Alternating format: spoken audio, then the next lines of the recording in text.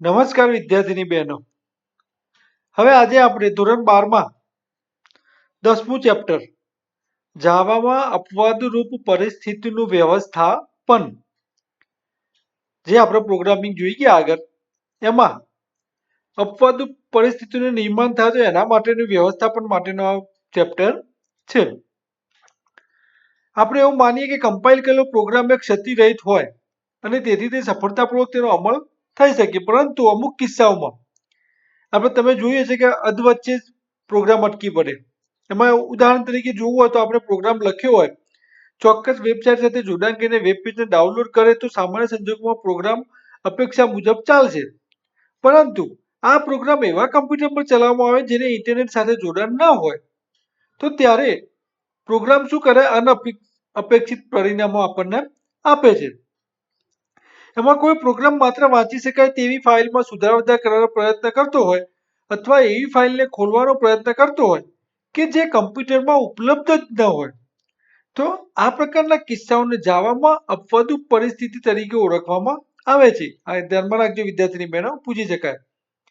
અપવાદરૂપ પરિસ્થિતિને પરિણામે પ્રોગ્રામ અપેક્ષિત ધોરણો અનુસાર ચાલતો નથી અને કદાચ પ્રોગ્રામ અધવચ્ચે પણ અટકી પડે.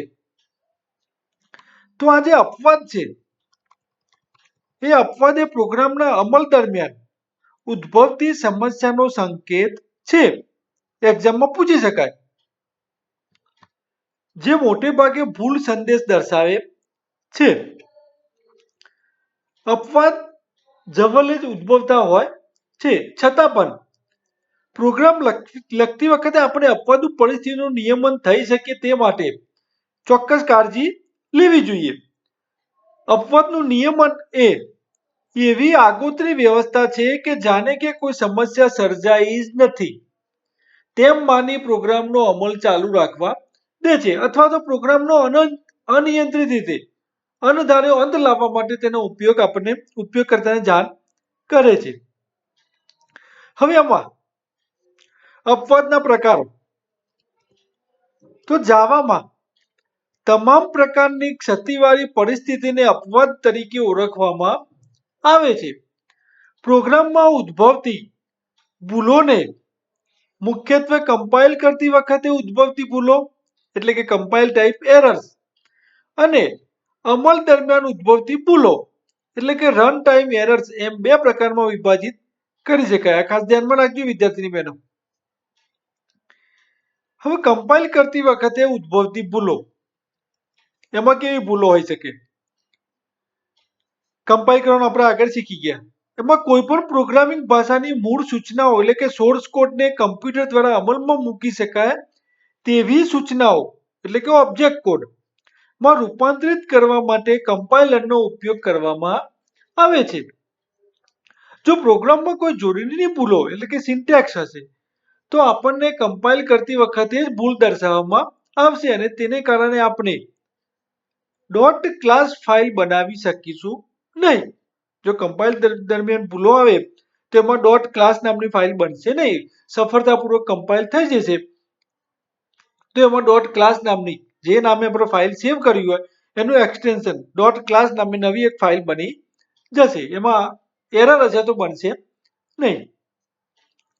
હવે સામાન્ય જોડણીની ભૂલોમાં કેવી ભૂલો હોઈ શકે? તો એમાં અલ્પવિરામ, ચિહ્ન ન હોવું, અવ્યાખ્યાયિત ચલનો ઉપયોગ, કોઈ ચાવીરૂપ શબ્દની ખોટી જોડણી અને ઉઘડતા કૌંસની સંખ્યામાં પ્રમાણમાં બંધ થતા કૌંસની સંખ્યાનો વધારો કે ઘટાડો એનો વગેરેનો સમાવેશ થાય છે.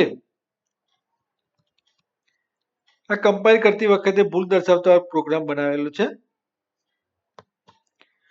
હવે વિદ્યાર્થી બહેનો આકૃતિ 10.1માં એક પ્રોગ્રામ બનાવેલો છે. એમાં કમ્પાઇલ કરતી વખતે ભૂલ દર્શાવતો પ્રોગ્રામ આપણે હાથે કરીને પહેલાથી જ ભૂલ દર્શાવેલી છે. તો આમાં શું ભૂલ દેખાય છે તમને ખ્યાલ છે? તો અહીંયા જે 8મા નંબરની લાઈન છે system dot out dot print, અહીંયા આપણે સેમિકોલન કર્યું નથી. વર્ડ અને એના પછી ઇન્વર્ટેડ કોમા એમાં કૌંસ પછી છેલ્લે કોઈ પણ લાઈનમાં આપણે સેમિકોલન આગળનો પ્રોગ્રામ તમે જોઈ શકો છો. એમાં અહીંયા આ ભાગમાં અહીંયા સેમિકોલન આપેલું છે, પણ અહીંયા આ પ્રોગ્રામમાં આપણે સેમિકોલન આપ્યું નથી. એટલે ભૂલ દર્શાવવા માટે. કેવી ભૂલ દર્શાવે તમે એનો આઉટપુટ અહીંયા જોઈ શકો છો નેક્સ્ટ પેજમાં. તો અહીંયા એરર 1 એરર આવી, એક્ઝિટ કોડ 1 આવે એટલે અહીંયા એરર છે. આ તમને તીરનું નિશાન બતાવે એટલે આ લાઈનમાં કંઈક એરર છે. હવે પ્રોગ્રામને કમ્પાઇલ કરતી વખતે ઉદ્ભવતી ક્ષતિઓ મોટે ભાગે પ્રોગ્રામરની ભૂલો હોય છે અને તેને જ્યાં સુધી સુધારવામાં ના આવે ત્યાં સુધી તે પ્રોગ્રામને કમ્પાઇલ થવા દેતી નથી. એટલે કમ્પાઇલ કરી મોસ્ટ ઓફ મોટા ભાગે ખાસ ધ્યાનમાં રાખજો કે આપણે જાતે ટાઈપિંગ વખતે કંઈક મિસ્ટેક કરી હોય ત્યારે કમ્પાઇલ કરતી વખતે ક્ષતિઓ ઉદ્ભવે છે. પ્રોગ્રામનો કોઈ પણ આદેશ કે પ્રોગ્રામનો સફળતાપૂર્વક અમલ થયો છે કે નહીં તેનો નિર્દેશ એક્ઝિટ કોડ, જે આપણે આગળના ચેપ્ટરમાં જોઈ ગયા, એક્ઝિટ કોડ કે એક્ઝિટ સ્ટેટસ કરે છે. સંજ્ઞા 0 એટલે શૂન્ય હોય તો આદેશ સફળતાપૂર્વક અમલમાં મુકાયાનો નિર્દેશ કરે છે. પૂછી શકાય એક્ઝામમાં પણ.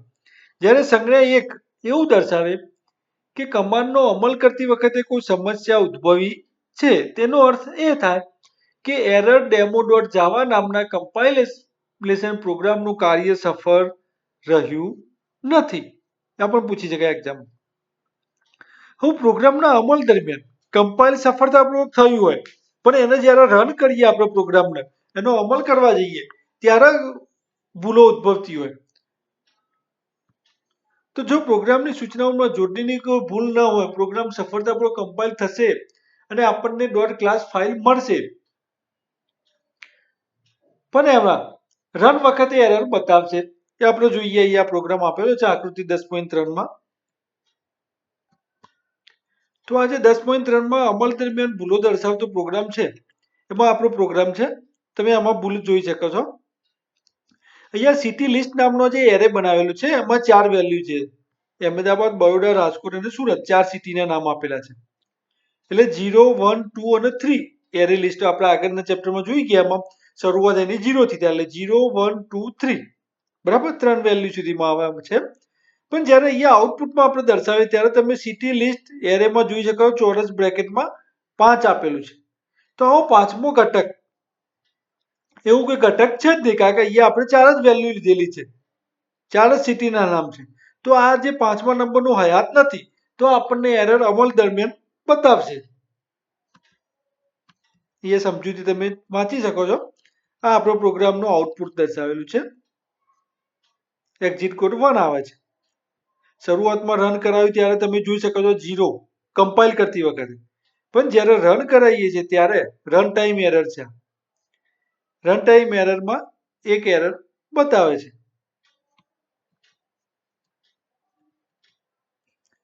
આપણને કારણ દર્શક સંદેશો પણ બતાવે છે, એરે ઇન્ડેક્સ આઉટ વાળો.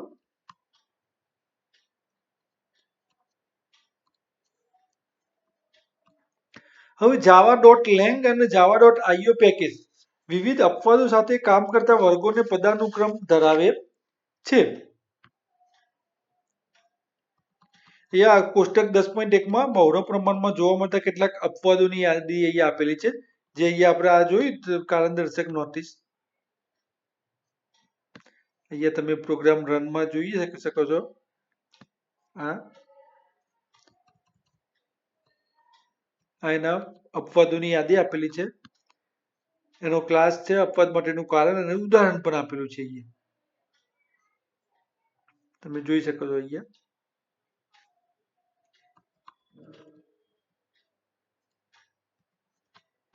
arithmetic exception number format,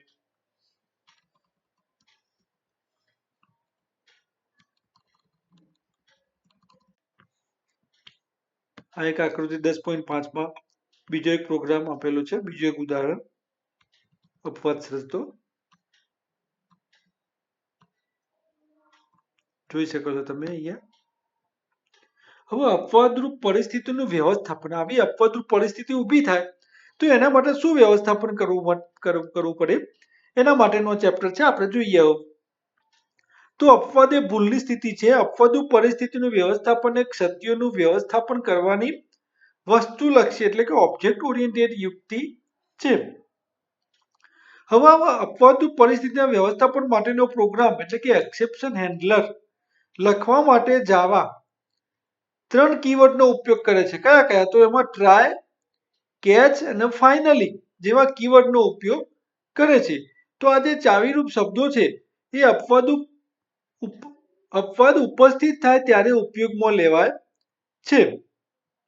તેમાં કીવર્ડ વિધાનોના સમૂહને રજૂ કરે છે. તો ટ્રાય વિભાગ એમાં સૂચનાઓનો સમાવેશ થાય છે જે એક કે વધુ અપવાદોનો ઉદ્ભવ થવા દે છે.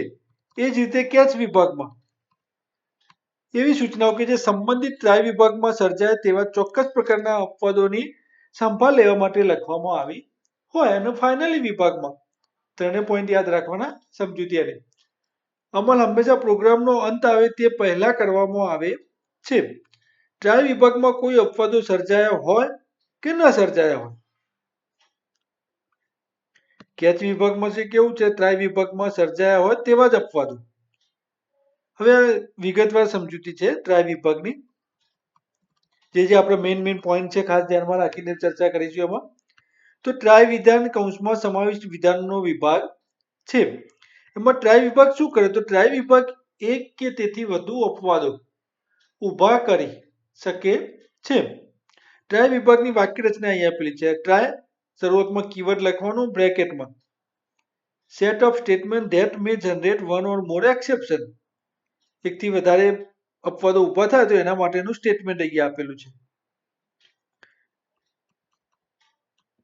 ટ્રાય વિભાગની અંદર લખવામાં આવતા વિધાનો જોઈએ તે અપવાદ સર્જે એ આપણે આગળ જોઈ ગયા.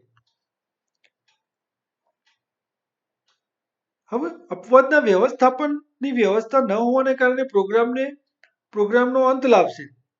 તો પ્રોગ્રામના અમલ દરમિયાન ભૂલો સર્જાવાની શક્યતા ધરાવતી સૂચનાઓના ભાગને ટ્રાય વિભાગમાં જ લખવો જોઈએ. આપણને ધ્યાનમાં રાખજો. એવું આપણને લાગે કે આ જગ્યાએ પ્રોગ્રામમાં ભૂલો આવશે તો એ ટ્રાય વિભાગમાં જ લખવું જોઈએ. તમે જોઈ શકો છો અહીંયા જે આગળ બે અપવાદો બતાવ્યા તમને, કમ્પાઇલ ટાઈપ ને રન ટાઈપ. આ કમ્પાઇલ ટાઈપ અહીંયા સેમિકોલન આપણે મૂકેલું છે અહીંયા તો આમાં, પણ અહીંયા જે આ સિટી લિસ્ટ 5 જે વેલ્યુ આપણે આપી રન દરમિયાનનું એમાં તમે જોઈ શકો.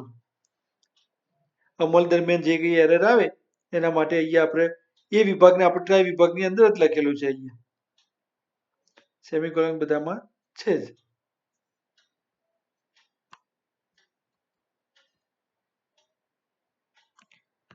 ટ્રાય બ્લોક પછી કેચ વિભાગ અથવા ફાઇનલી વિભાગ હોવો જરૂરી છે.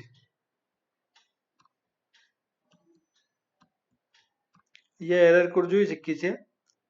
ટ્રાય વિધાઉટ કેચ ઓર ફાઇનલી, એટલે ટ્રાય વિભાગ કેચ અને ફાઇનલી વિભાગ વગરનો છે. એકલો ટ્રાય નથી ચાલતો એના માટેનો અહીંયા ભૂલ દર્શાવેલી છે. પછી કેચ વિભાગ. તો વિદ્યાર્થીની બહેનો, કેચ વિભાગ આપણે આવતા વિડીયોમાં જોઈશું. તો આ વિડીયોમાં આટલે સુધી. આભાર. અસ્તુ.